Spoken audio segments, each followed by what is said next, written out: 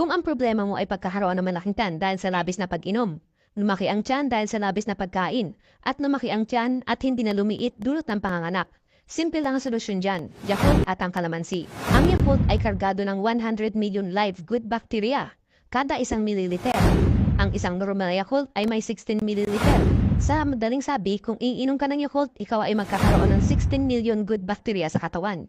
Hindi pa din sapat para labanan ang bakterya sa ating katawan. Habang ang kalamansi ay may taglay na citric acid, panlaban sa pamamagang tiyan at mahapding tiyan. Sa katamtamang pagkonsumo nito, nagagawa nitong malunasan ang sakit na ulcer at makakaiwas tayo sa pagkakaroon ng sakit na ulcer. Magandang panlaban din ito sa acid reflux. Napapabilis din ng kalamansi ang metabolismo ng tao. Kapag mabilis ang metabolismo, mabilis din itong natutunaw ang taba sa ating katawan, partikular na sa ating tiyan. Lagyan ng kalahating tubig. Take note, yung maligamgam na tubig ang ilagay. Tapos ay ihalo ang kalamansi at Yakult. Kung may mataas na acid, gawin ito 3 beses sa isang linggo. Kung wala naman, pwede itong gawin araw-araw, 1 beses lang sa isang araw. Kung labis ang katabaan ng tiyan, inumin ito ng walang laman ang tiyan sa umaga.